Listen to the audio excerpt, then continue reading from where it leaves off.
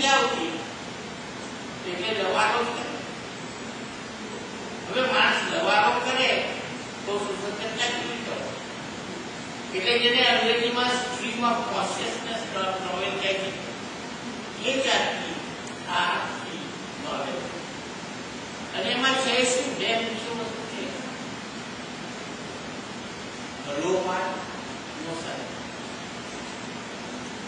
ભલોપાત અને એમાં હત્યાકાંડ ગોધરાની એટલાથી ભાવભીના માણસો પર અસર એ જે પેલો કાચિંડો અને દર્પણનો કાચિંડો એ વારંવાર અમે દર્દ અને એ જ કાચિંડો મને એક વસ્તુ બહુ આશ્ચર્ય થાય કે બાહુબલીમાં પ્રાણી જગત કરોડો વીંછી આવશે, અળસિયા આવશે, ઇલાકા અને કાચી, આ બધા પ્રાણી જગત સાથે નાખો. હવે એ તો માનવાની છે ઈશ્વરમાં માનતા નથી. કારણ કે ઈશ્વર વિશેની બધાઓ તમે જો વિદ્યાર્થીઓ માનશો ને તો પાને એમને ઈશ્વર વિશેની બધાઓ એમને એવું કહ્યું છે કે બ્રહ્મ પણ માયામાંથી જ એટલે આ નિરીશ્વરવાદીઓનું એ માનવા તૈયાર નહીં થાય. પણ મને એવું માનવું છે કે આ પ્રાણી જગત સાથેનું એમનું તાદાત્મ્ય અને એમનો પ્રેમ એ વસ્તુનું સૂચક છે કે પ્રાણીઓને મન નથી. એટલે મન જ્યારે વિકસિત ન થયું હોય ત્યારે જે સ્થિતિમાં તમે જુઓ છો, મારું માનવું છે કે દરેક પ્રાણી સમાધિનો પ્રતિ, કારણ કે પ્રાણી વર્તમાનમાં જીવે છે. એટલે કોઈ ભૂત નથી, કોઈ ભવિષ્ય, કોઈ ચિંતા નથી, કોઈ દુઃખ નથી, માયા નથી. પ્રોબ્લેમ એટલો છે કે એ એમની સમાધિથી અલગ. જ્યારે એને આપણે સત્યને પામી વ્યક્તિ કહીએ છીએ એ પણ એ સ્થિતિમાં છે, પ્રાણીની સ્થિતિમાં જે પણ પૂર્ણ અવેરનેસ. તો આ જે સ્થિતિ છે આનંદની વર્તમાનમાં એ પરિસ્થિતિનો કદાચ એમને આકર્ષણ હોય એની એ તો મનની પ્રદેશ બહારના પ્રદેશમાં માનતા.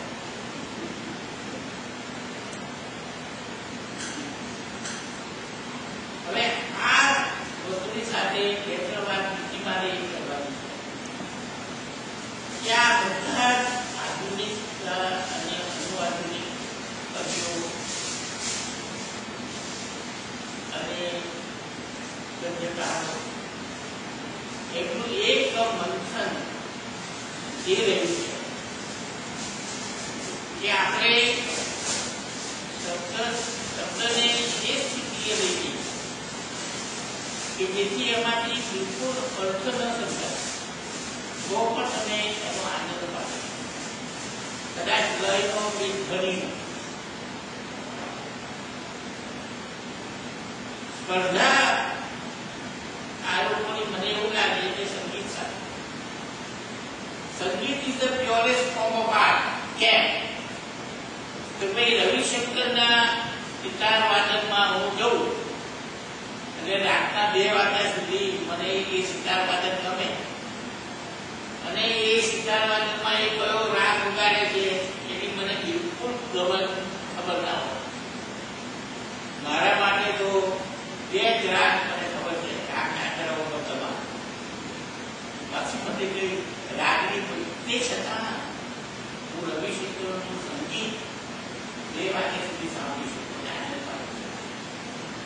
એટલે કશું પણ સમજાય નહીં તે છતાં એ તમને આનંદ આપી શકે એટલે આપણે સંગીતને પ્યોરેસ્ટ ફોર્મ તો એ સાથેની કે ભાઈ અમે અર્થને એટલી અદર્શન રીતે લીધી કે ભલે તમને ન સમજાય તે છતાં તમે હવે કદાચ સ્થાપત્યમાં એ શક્ય બન્યું એ ચિત્રકલામાં થોડી અંશે વિકાસોમાં છે તો વિકાસો સમજાય નહીં ત્યાં સુધી એમથી છતાં તમને રંગોથી તમે તો આ બધાની એક મથામણ એ છે કે અમને શબ્દને એ કક્ષાએ લઈ જવા માંગીએ છીએ કે ભલે તમને અર્થનો ન સમજાય તે છતાં પણ તમે એને આનંદ છો. તો મારું અંગત મંતવ્ય એવું છે કે જો શબ્દ આવ્યો એટલે અર્થને તમે ત્યાગી અને જો તમારે કમ્યુનિકેશન કરવું જ છે તો પછી એ અર્થને કેવી રીતે તમે ઓગળી નાખો ગમે તેટલો પ્રયત્ન કરશો પણ શબ્દમાંથી અર્થને તમે સંપૂર્ણ એટલે આ લોકોની કોશિશ ભલે ગમે તેટલી હોય ત્યાં સુધી સંગીતની કક્ષાએ શબ્દની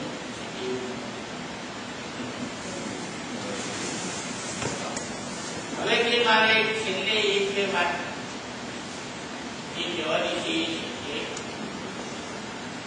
આ બધા જે લાભશંકર અને સુતાંશુની પેઢીને વાત કરીએ કે હવે એ પણ એ પેઢી પણ લાભશંકર અને સિદ્ધાંશુ પછીની પેઢીના જે કવિઓ છે જેનું મને પોતાને આકર્ષણ છે એમાંથી 4-5 નામો મારે કહેવાના એમાં હું નીતિન મહેતાનું મૂકી શકું કારણ કે એનું ગદ્ય કાવ્ય બિલકુલ જુદા લાભશંકર અને સિદ્ધાંત તદ્દન કમલ વોરા એ પ્રભુ પરેખ એનું પંચમાં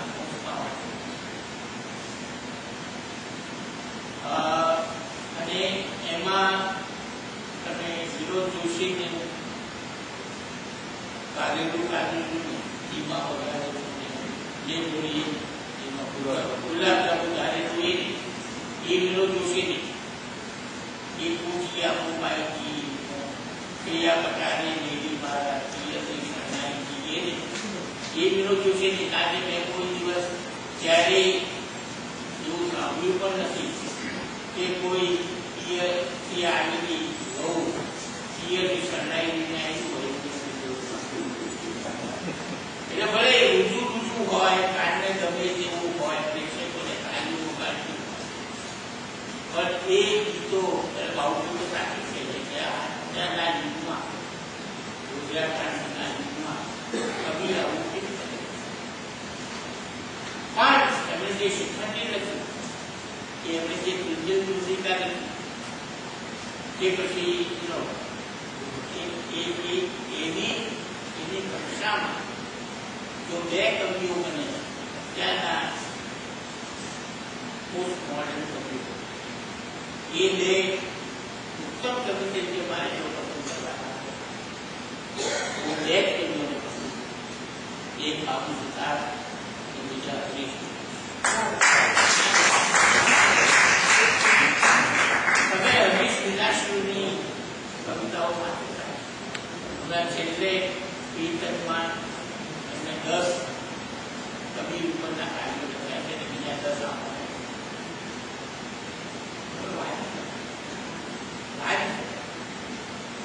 પણ મારું એવું માનવું છે કે બાબુભાઈ જ્યાં પૂરા થાય ત્યાં હરીશ એટલે હરીશમાં કોઈ વિદ્રોહનો ભાવ નથી વિદ્રોહની બે પણ અધ્યાત્મની સંપૂર્ણ એ હરીશમાં તો મને એવો વિચાર આવે છે કે બાબુભાઈના બધા જ સર્જન વાંચ્યા પછી મને જે અસંતોષ રહે છે તે આવે છે કે વિદ્રોહ બહુ સરસ વિદ્રોહ બહુ સરસ કરવો જોઈએ યથાશિષ થાય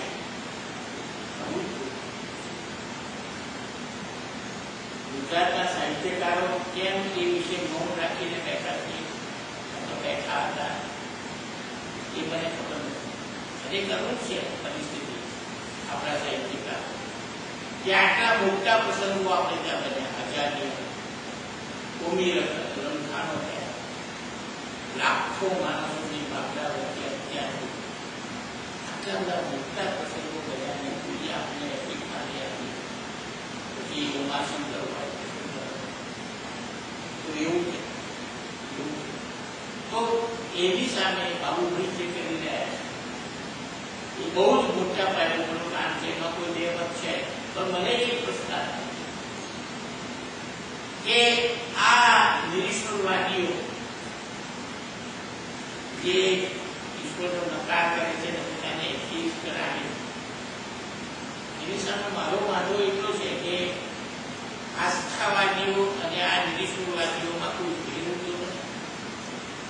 કારણ કે આસ્થાવાદીઓ જે માને છે એ પણ એ પુરવાર કરી શકતા નથી.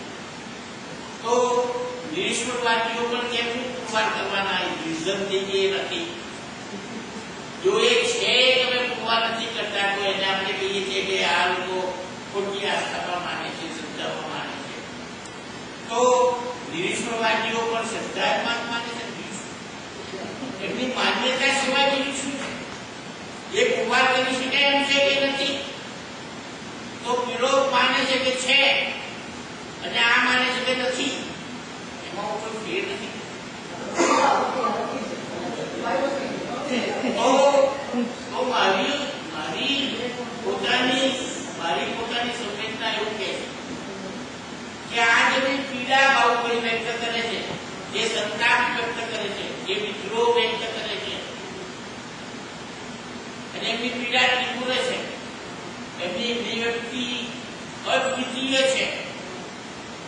પણ આખરી અંજાનનું શું? તમે હિંસાની વિરુદ્ધમાં લખો છો પણ તમારી અપેક્ષા તો અહિંસા છે, તમારી અપેક્ષા તો શાંતિ છે, તમારી અપેક્ષા તો કમ્પેશન છે, તમારી અપેક્ષા તો કરુણા છે. અને આ કરુણા, આ અપેક્ષા, આ શાંતિ, આ સમાધાન, આ સુખ મારી દ્રષ્ટિએ તો અધ્યાત્મ સિવાય શક્ય છે. શક્ય છે જ નહીં. એટલે બાબુભાઈ, શાસ્ત્ર, કામુ, આદિ શંકરાચાર્ય એ બધા પ્રખર બુદ્ધિશાળી માણસો છે, એમાં કોઈ મત નથી. બાબુભાઈના નિદ્રાયોગમાં તમને દેરીદાસનું કથન મળશે, કોહેસનું કથન મળશે, અતુલ દોડિયાનું ચિત્રનું કોઈ જગ્યાએ કથન મળશે. મને લાગે છે નિદ્રાયોગને સમજવા માટે એની સંદર્ભ સૂચિમાં 51 પાનાની નવલકથા માટે 101 પાનાની સંદર્ભ સૂચિ આપવાની જરૂર છે.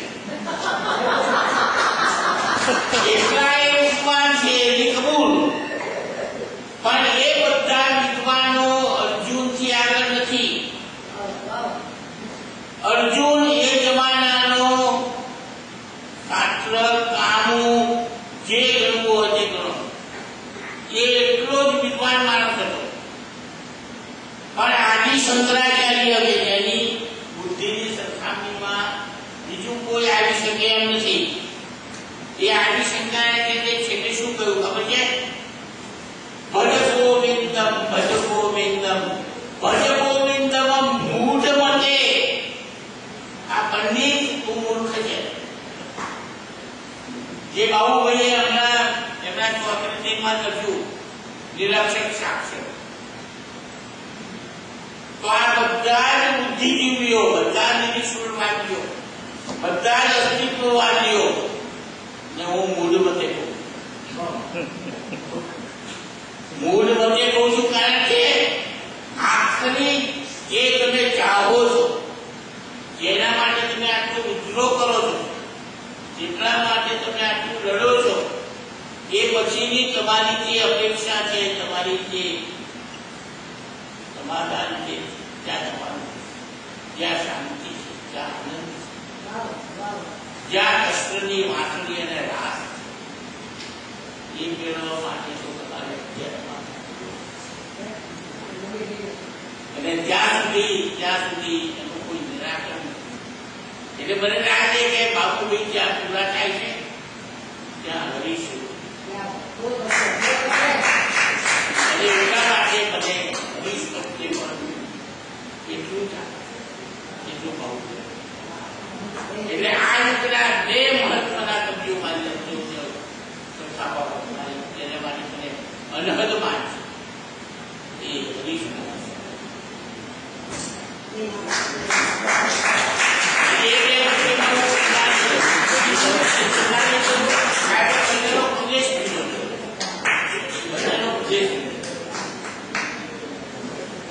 આ સિવાય પણ અનેક વાતો કરી શકું એમ છું. બાબુભાઈનું પદમશ્રી બગલો, પદમસિંહ બગલો તમે વાંચો છો. ગુજરાતી સાહિત્યમાં આ હઝરવાળા હરીશ પંડ્યાની વાત પણ એને ઉચ્ચ પ્રકારનું હાસ્ય સાહિત્ય કહેવાય. એવું હાસ્ય સાહિત્ય પ્રકાશિત સાહિત્ય કેટલું. બકુલ ત્રિપાઠીએ 5 કાવ્યો શરૂઆતમાં ને કાઢી. પછી બકુલ ત્રિપાઠીએ મને કહ્યું કે મેં કાવ્ય લખવાનું બંધ કર્યું. કેમ?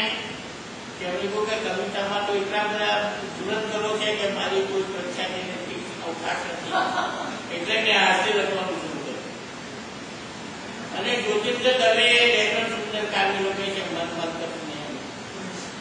પણ એ સિવાય રમેશ પારેખના બાપુ કાવ્યો લો, એ સિવાય કોઈએ ગુજરાતી સાહિત્યમાં હાસ્ય કે કટાક્ષના કાવ્યો તે બાબુભાઈએ પદમશ્રી બગલો છે એને એ નિવેદન દ્રષ્ટિએ બહુ મોટું કામ બાબુભાઈએ કર્યું છે. બહુ લાંબુ કાવ્ય છે પણ એ ખાસ તમારે વાત કરવી. વાર્તાઓ પણ બીજી બધી વાર્તાઓ પણ હોટેલમાં ફૂલ હમણાં ઇજ્જતમાં પ્રસિદ્ધ છે એટલે એમની નવી વાર્તા, એમણે ઓછી વાર્તાઓ લખી છે પણ એમાંથી કેટલીય વાર્તાઓ ઇન્ટરનેશનલ સ્ટોરી જર્નલ્સમાં પ્રસિદ્ધ છે. એ વાર્તાઓ વાંચવાની બહુ ખાસ કરે. અને એમનું વિવેચનમાં તો મારી ચાટ મૂકે નહીં, પણ એમના ચોપડેથી હું જે પુસ્તક માનું એ પણ વિવેચનમાં એક મહાપુરુષ પ્રદાન કરાશે એવું મને સંક્ષિપ્તમાં બાબુભાઈના સાહિત્ય વિશે આટલું કહેવાની તક મને આપી એ માટે તમારો આભાર. અને એક છેલ્લે બહુ જ તમને જાણીતી પંક્તિથી હું મારું વક્તવ્ય પૂરું કરીશ કે અમે અભાગી આઈના સંખ્યા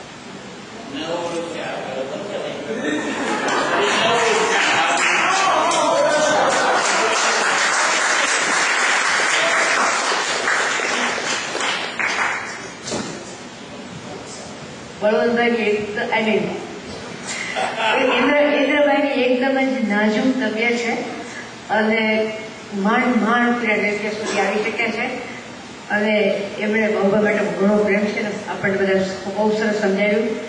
તો હું રેખાબેનને વિનંતી કરીશ કે ઇન્દ્રભાઈના પુષ્પગુચ્છથી આપણા તરફથી સન્માન કરે. અને ફિલાડેલ્ફિયા ફ્રેન્ડ્સ ખૂબ જ ખુશી થાય છે અને આપનું બહુ જ સ્વાગત કરે છે, સન્માન કરીએ છીએ. અને તમારી તબિયત આવી નવી છે અને અમને આવું નવું ભાષણ આપતા છે. હવે બાબુ સુથાર વિશે બધા લોકો એટલું કીધું છું, હું કાંઈ નહીં બોલું. હું ખાલી એમ જ કહીશ કે બાબુભાઈ આવો અને અમને ગમે એવી સરસ સરસ વાત કરો.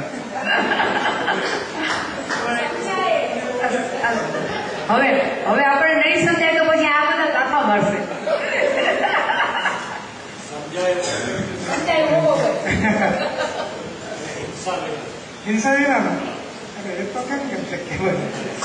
બળવંતભાઈ, મધુભાઈ, ઇન્દ્રભાઈ, સુશીબેન, પ્રફુલ્લભાઈ તથા મિત્રો, સૌ પહેલા તો ડાયસ્પોરા લેખન એવોર્ડ માટે મારી પસંદગી કરવા બદલ Gandhi institute of diaspora studies તથા ડાયસ્પોરા લેખન એવોર્ડ 2010ની પસંદગી સમિતિ તેમજ ફ્રેન્ડ્સ ઓફ ફિલાડેલ્ફિયાના સન્માન માટે મારી પસંદગી કરવા બદલ સુચિબેન, ગિરીશભાઈ, પન્નાબેન તથા ફિલાડેલ્ફિયાના અન્ય સાહિત્યિક મિત્રોનો ખૂબ ખૂબ આભાર. મોટાભાગના સર્જકો એવું કહેતા હોય છે ઘણીવાર કે એઓ પોતાના માટે જ લખે છે, પણ એ હકીકત છે કે કોઈ પણ સર્જક ક્યારે કેવળ પોતાના માટે લખતો નથી. જો એ પોતાના માટે જ લખતો હોત તો એને પ્રગટ ન કરતો હોત. એ પ્રગટ કરે છે એનો અર્થ એ થયો કે એને વાચકો જોઈએ છે, એને વિવેચકો જોઈએ છે. જો કોઈ એને એવોર્ડ કે માન સન્માન ના આપે તો એનો કોઈક આપે તો એનો પણ સ્વીકાર કરતો ના હોત, પણ એવું પણ નથી બનતું. જેને પણ જે પણ સર્જકો લખે છે ને એમ કહે છે કે હું તો મારા માટે લખું છું, એ સર્જકોને જ્યારે એવોર્ડ મળે છે ત્યારે એનો સ્વીકાર કરી જ લેશે. એનો અર્થ એ થયો કે સર્જક હંમેશા કોઈકને માટે લખતો હોય છે અને એ કોઈક મોટે ભાગે તો સમાજ જ હોય છે. કે સર્જક માત્ર ઈચ્છતો હોય છે કે જે કંઈ લખે છે એ કોઈક વાંચે, કોઈક સમજે, એની વાત કરે, એનું મૂલ્યાંકન કરે, એને પ્રમાણે એનો સ્વીકાર કરે, એનો બીજાઓ પાસે સ્વીકાર કરાવે વગેરે. સાહિત્યિક એવોર્ડ્સ, ઇનામો, સન્માનો વગેરે આ પ્રકારની પ્રવૃત્તિઓનો ભાગ હોય છે. આજે ડાયાસ્પોરા સંશોધન સાથે સંકળાયેલી એક સંસ્થા અને નવા સાહિત્યિક પ્રેમ ભાવ સાથે સંકળાયેલી એક સંસ્થા ફિલાડેલ્ફિયા, ફ્રેન્ડ્સ ઓફ ફિલાડેલ્ફિયા કોઈ સંસ્થા નથી. મારું સન્માન કરીને મારા સર્જનનો સ્વીકાર કરી દે છે ત્યારે મને એનો અવશ્ય આનંદ થાય છે. કેમ કે હું જે પ્રકારનું સર્જન કરી રહ્યો છું એની વર્તમાન ગુજરાતી સાહિત્યના બજારમાં કોઈ માંગ નથી. અને બજાર શબ્દ હું જાણી જોઈને વાપરું છું, ઇન્ટરનેશનલ માર્કેટિંગના સંદર્ભમાં વાપરું છું, આપણા કોઈ લોકલ બજારના અર્થમાં નહીં. હું, તમે બધા જાણો છો એમ, ગીત કે ગઝલ લખતો નથી કે બાળકોને ગલી પછી કરાવી શકે, એમની લાગણીને પંપાળી શકે એવું સાહિત્ય પણ હું લખતો નથી. હું તો વાંચતાની સાથે જ વાચક ઊંટ ફેરવી લે એવું, અથવા તો વાંચતાની સાથે જ લોહી લુહાણ થઈ જાય એવા સાહિત્યનું સર્જન કરું છું. અને એમ કરવા પાછળનો મારો આશય છે કે હું માનું છું કે ધીમે ધીમે સત્ય પ્રગટ કરવા માટેની જે શરતો છે, જે કન્ડિશન્સ છે, એ કન્ડિશન્સ ધીમે ધીમે નબળી બનતી જાય છે આપણા જમાનામાં. એને કારણે આપણે એવું કંઈક સર્જન કરવું પડે કે જેથી કરીને સત્ય પ્રગટ કરવાનું, સત્યનું નિર્માણ કરવા માટેની કન્ડિશન્સ જે છે, શરતો છે, એ પાછી નવેસરથી ઊભી થાય. એસપની બહુ સરસ એક નાનકડી બોધકથા છે. એમાં રણમાં એક માણસ બેઠો છે અને ત્યાં એક સ્ત્રી આવે છે, કાળા કપડાં પહેરેલા છે.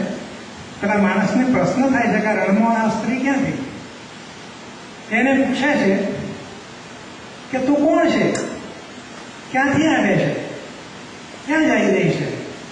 પેલી સ્ત્રી કહે છે કે હું સત્ય છું, હું માણસોની વચ્ચે રહેતી હતી, હવે ત્યાં કોઈને જરૂર નથી, એટલે હું રણમાં આવી છું રહેવા. હવે પ્રશ્ન એ થાય કે સત્ય રણમાં હોય તો રણમાં એની કોઈને જરૂર છે ખરી? અને જો માણસમાં ના હોય તો શું કરવાનું? રાજકારણીઓ તો સત્યના નિર્માણની શક્યતાઓને નપુંસક બનાવવાના એક આખી મશીનરી ઊભી કરીને બેઠા છે. તો મારો જે પ્રશ્ન છે કે જ્યારે મેં લખ્યું છે આમાં કે મારી ચિંતા જો મારા ભાવકના ચિંતનનું કારણ ન બને તો એ કૃતિ એને સમજાય છે એવું નહીં કહી શકું.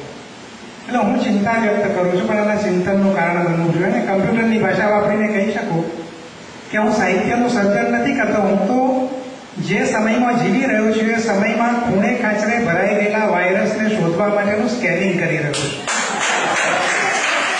એ સ્કેનિંગને અંતે જતા વાયરસને હું ડિલીટ નથી કરતો, હું એને ક્વોરન્ટાઇન પણ નથી કરતો. હું ક્યારેક એ વાયરસ સાથે જીવવાની જડીબુટ્ટીઓના થોડાક ઇંગિત માત્ર કરતો હોઉં છું. જ્યારે રાજ્યો કોર્પોરેટ બની જતા હોય, જ્યારે રાજકારણ ખોટા બનાવટી અને કદી પણ પૂરા ન કરી શકાય એવા સપના વેચવાનો ગૃહોદ્યોગ બની ગયું હોય, જ્યારે બોલીવુડ અને ગુજરાતનું ડોલીવુડ, એનું નામ નવું પાડ્યું છે ડોલીવુડ, નવી ફેન્ટસી વેચવાનું કામ કરતા હોય, જ્યારે ઉપભોક્તાવાદી એટલે કે કન્ઝ્યુમરિઝમે માણસને કુદરતી સ્તનપાનની જગ્યાએ પ્લાસ્ટિકની અથવા તો લાકડાની એક ધાવણી પકડાવી દીધી હોય, જ્યારે હિંસા મનુષ્યની જરૂરિયાત કોમોડિટી બની ગઈ હોય, જ્યારે 1000 વર્ષથી પણ વધારે સમયથી ગળાતી આવતી ગુજરાતી ભાષાનું એકાએક ધોવાણ થઈ ગયું હોય, જ્યારે માણસ અને ઈશ્વર, માણસ અને દેવો, માણસ અને માણસ, માણસ અને પશુઓ, માણસ અને એની આસપાસની વસ્તુઓ અને વિચારો વચ્ચેના સંબંધો પર માર્કેટનું, બજારનું શાસન ચાલી રહ્યું હોય, ત્યારે સાહિત્યકારની જવાબદારી વધી જતી હોય છે અને બદલાઈ પણ જતી હોય છે. હું મારા સર્જનોમાં એ જવાબદારી નિભાવવાનો પ્રયત્ન કરતો હોઉં છું.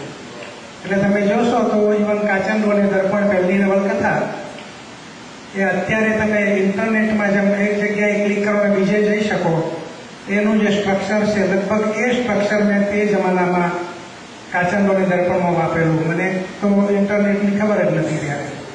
મારા મનમાં તે વખતે વસંત વિલાસ હતી.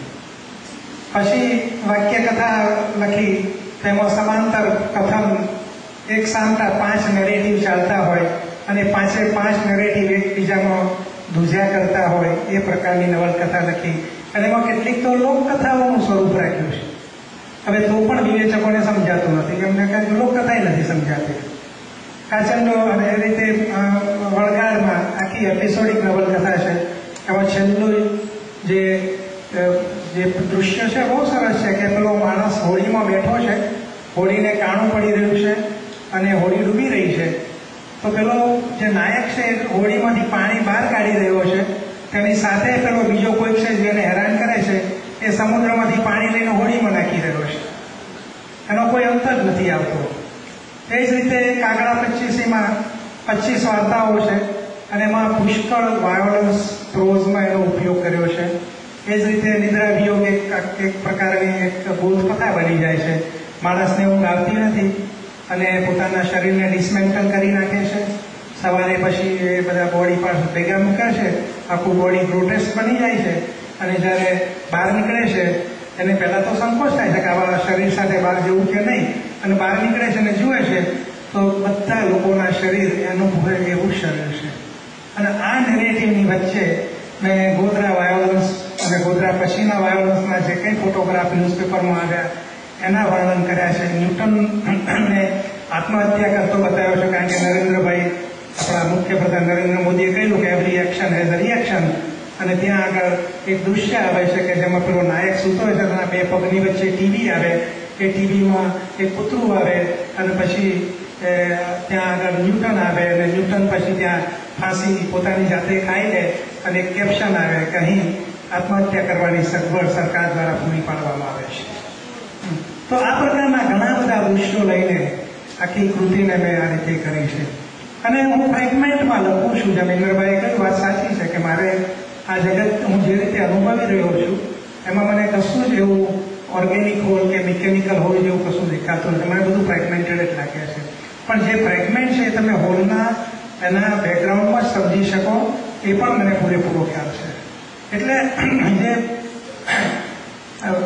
સમજવા માટેની જે આખી તૈયારી હોવી જોઈએ, વિટગેન્સ્ટાઈન નામના એક ફિલોસોફરે બહુ સરસ કહ્યું છે કે આપણને ચાઇનીઝ ભાષા ના આવડે અને કોઈ માણસ ચાઇનીઝ ભાષા બોલતો હોય તો આપણને એવું લાગે કે એમાં આપણા કાનમાં કોગળા કરી રહ્યો છે. પણ જો આપણને ચાઇનીઝ ભાષા આવડે તો કોગળામાં રહેલી ભાષા સમજાય. તો આ મારી જે કૃતિઓ છે મોટાભાગની એ કોગળા છે, જે લોકોને એનું ખબર ન પડતી હોય, એનું બેકગ્રાઉન્ડ ખ્યાલ ના આવે, એના માટે કોગળા છે. એનું ખોટું પણ નથી, મારો એવો દાવો પણ નથી બધાને સમજાવવું જોઈએ, ન સમજાય. મને ઘણી બધી કૃતિઓ નથી સમજાતી. હું યુલિસિસ ઘરમાં મેં ખરીદી છે પણ હું આના 5 પાના પણ વાંચી શકતો નથી. એવા તો ઘણા બધા સર્જકો છે કે જેમને હું નથી સમજી શકતો, નથી વાંચી શકતો. પણ હું એમ ન કહી શકું કે એ સર્જકો હું સમજતો નથી એટલે એ સારા સર્જકો નથી અથવા સર્જકો જ નથી, નબળા છે. મારો વાંધો ત્યાં છે કે ન સમજાય, બરાબર છે,